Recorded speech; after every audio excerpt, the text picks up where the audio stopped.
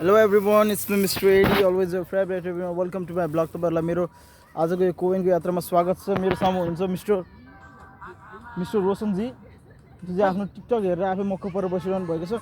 उहाँ हेर्नुस् कति मक्क पर्नु भएको छ।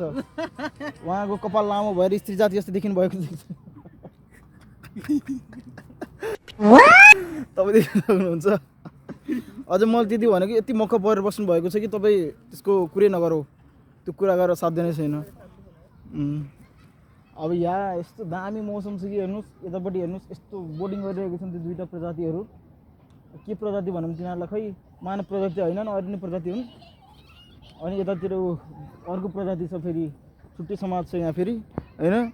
ए कस्तो कायदा छ कि हेर्नु, बच्चाहरू कति मजाले। ओहो बुढो मान्छे पनि बच्चा जसरी खेलिरहेको छ यहाँ त, यस्तो दामी छ। के हो यो जापान लाग्छ। तर म यो कहाँ आएँ कि यो जापान भन्थे सबैले, तर यो जापान होइन रहेछ, जापान रहेछ कि सबै।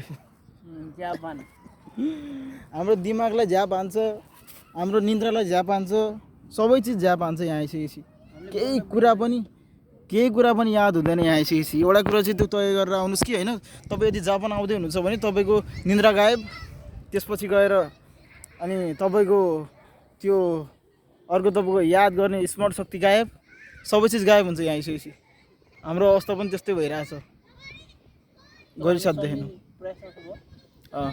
तर पनि हामी अत्यन्तै गाम्बारीमास गरिरहेका छौँ। गाम्बारी मासी हो। उहाँ चाहिँ अत्यन्तै जापान व्यक्ति हुनुहुन्न।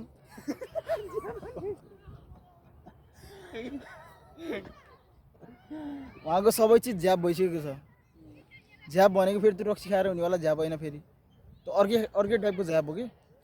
त्यो कस्तो खालको झ्याप भन्दाखेरि सबै गायब हुनेवाला, गायब मोड अन भने जस्तै झ्याप हो फेरि। ल हेर्न सक्नुहुन्छ तपाईँ उतापट्टि साइडमा चाहिँ यस्तो दामी रमाइलो भइरहेको छ, हेर्न सक्नुहुन्छ। ओहो त्यो बच्ची बुढो मान्छेहरू पनि बच्चा जसरी खेलिरहेको बच्चासँग।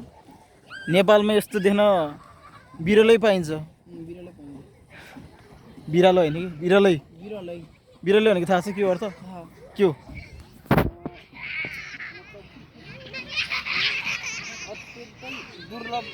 वाउ, नेपालीमा लगभग 80% ल्याग हुनुपर्छ यदि जानिसकेपछि। ल 80% ल्याग हुनुपर्छ। छिटमिटी मान्छेलाई बिरलैको अर्थ थाहा हुँदैन नि त। अब यहाँ मेरो यो भिडियो हेर्ने मान्छेलाई नि कति मान्छेलाई बिरलैको अर्थ थाहा छैन। Let me put it in a language you can understand. कोहीले बिरालो सुनिरह होला, त्यसका मुखमा दुध र भात। ल हेर्नुहोस् कति रमाइलो छ यहाँ, कति रमाइलो गरिरहेको छन्। तपाईँ गर्न चाहनुहुन्छ भने जापान आउनुहोस्, बिहा गर्नुहोस्, बच्चा जन्माउनुहोस्, अनि यसरी रमाइलो गर्न सक्नुहुन्छ। यति भन्दै मेरो आजको ब्लग यही पार्कबाट अन्त्य गर्न चाहन्छु। We will meet in our next blog. Bye bye. お前はもう死んでいる。